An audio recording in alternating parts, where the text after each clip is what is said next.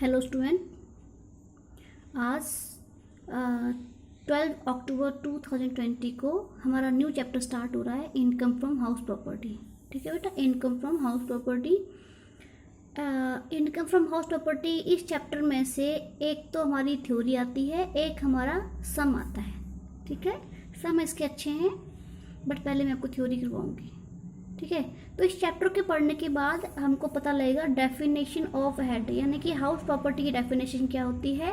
Exempted income from house property, house property से कौन कौन सी इनकम एग्जेम्प्ट होती हैं।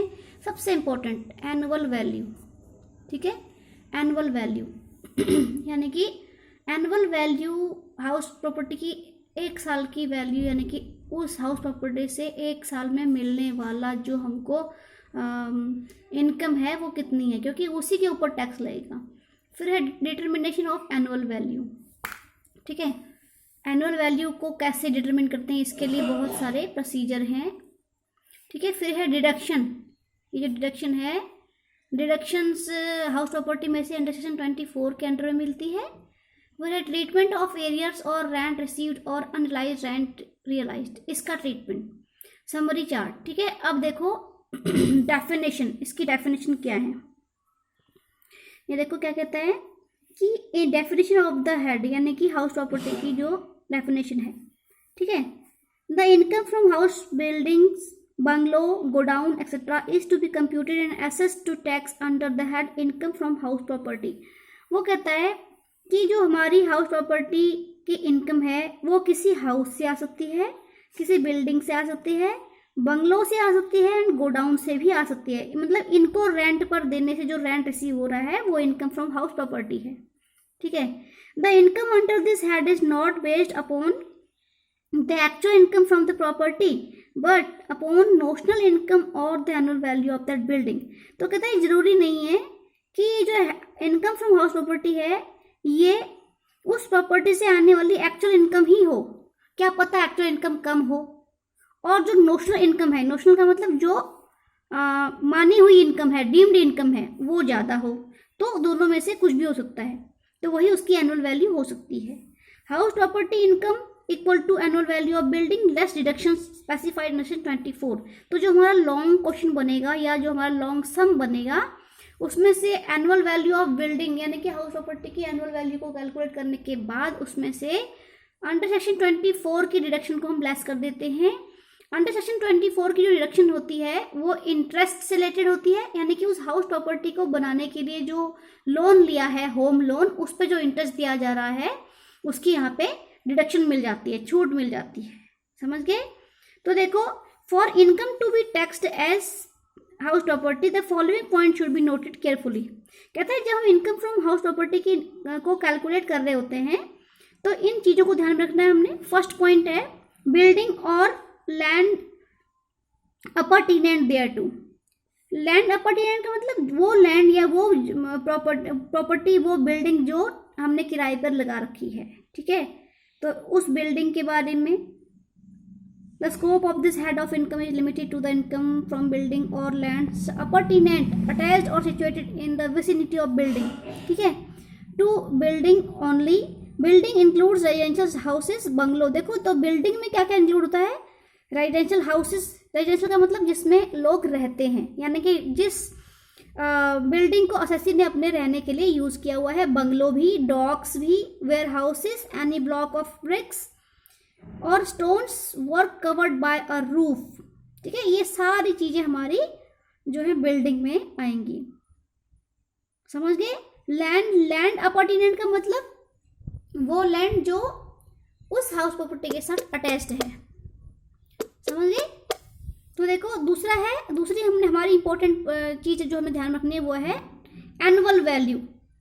ठीक है, the word meaning of word annual value is very significant because the annual value of the building और land appurtenant thereto is to taxed not the rent received. तो annual value का जो point है बहुत ही important है, क्योंकि income from house property में जो टैक्स लगाया जाता है वो एनुअल वैल्यू पे ही लगाया जाता है, ना कि एक्चुअल रेंट रिसीव्ड पे। तो एनुअल वैल्यू कैसे कैलकुलेट करें तो मैं आगे में बताती हूँ। ठीक है, उसके बाद ये देखो annual value equal to annual rental value. समझ गए? फिर है हमारा the assessee should be the owner of the property. उसके बाद किसी इनकम फ्रॉम हाउस प्रॉपर्टी मानने के लिए बहुत ज़रूरी है कि जो असेसी है, असेसी को उस प्रॉपर्टी का ऑनर होना ही चाहिए, यानी किसी दूसरे की प्रॉपर्टी पे कोई पर्सन टैक्स नहीं दे सकता है। ठीक है, उसके बाद है it is not use for purpose of assessees business और प्रोफेशन। उसके बाद किसी भी इनकम को, यानी किसी भी रेंटेड इनकम को हमने हाउस प्रॉपर्टी की इनकम तब मान सकते हैं जब वो स्पेशली उस रेजिडेंशियल पर्पस के लिए यूज़ हुई हो, मतलब रहने के लिए, चाहे उसका टेनेंट रहता है, टेनेंट का मतलब किराएदार होता है, चाहे किराएदार उस पर रह रहा हो चाहे वो खुद रह रहा हो, समझ गए। और उसके बाद इसने फोर्थ पॉइंट में कहा it is not use for purpose of assessees business और प्रोफेशन। दूसरी चीज़ उसने कहा है कि जो हाउस प्रॉपर्टी है वो असेसी के बिजनेस या प्रोफेशन करने के लिए यूज़ नहीं होनी चाहिए। मेरी बात समझ रहे हो? असेसी के बिजनेस के लिए यूज़ नहीं होनी चाहिए, वो उसके रेजिडेंशियल पर्पस के लिए यूज़ होनी चाहिए। ठीक है, उसके बाद है डिस्प्यूट अबाउट ओनरशिप। ठीक है, दूसरा क्या है कि ओनरशिप पे कोई भी डिस्प्यूट नहीं होना चाहिए। फिर है 6 point house property situated in a foreign country. ठीक है, तो कह रहा है कि अगर कोई हाउस प्रॉपर्टी ऐसी है जो कि फॉरेन कंट्री में सिचुएटेड है, ठीक है, तो income from such a house is taxable in India under the head house property. तो वो क्योंकि वो पर्सन क्या है, रेजिडेंट तो है इंडिया का, लेकिन वो प्रॉपर्टी कहाँ है, फॉरेन कंट्री में है। So income from house property in case is of not ordinary resident, ठीक है, और a non resident shall be computed, but again it will be taxable in India if it is received or it is payable in India। तो कह रहा है कि house property की जो इनकम है वो है तो इंडिया में नहीं, वो है तो फॉरेन कंट्री में, बट अगर वो रिसीव या एक्रूड होती है अपने इंडिया में तो ये एज अ नॉन रेजिडेंट या फिर as a not ordinary resident के तौर पे ये जो हमारी इनकम है ये हाउस प्रॉपर्टी के अंडर में इसको हम टैक्स कर लेंगे। ठीक है बेटा, तो इतनी पॉइंट्स आपने याद रखने हैं। एक पॉइंट और आता है,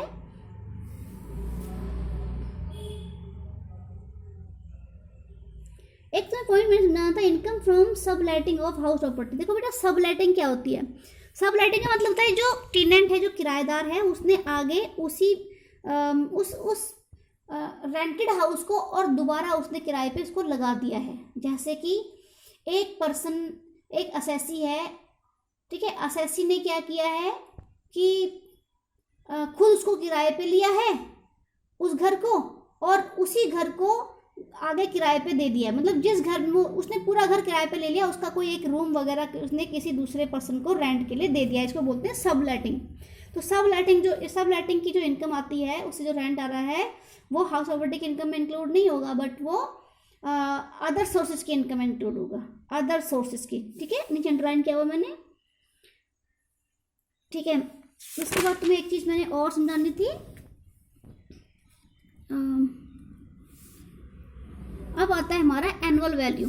ठीक है बेटा, हमारा एनुअल वैल्यू बहुत इंपॉर्टेंट चीज़ है, यहीं से बाकी तुमने कुछ नहीं करना है। इसमें से एनुअल वैल्यू करना है कि the term annual value is very important as calculation of income from house property depends upon correctly calculated annual value.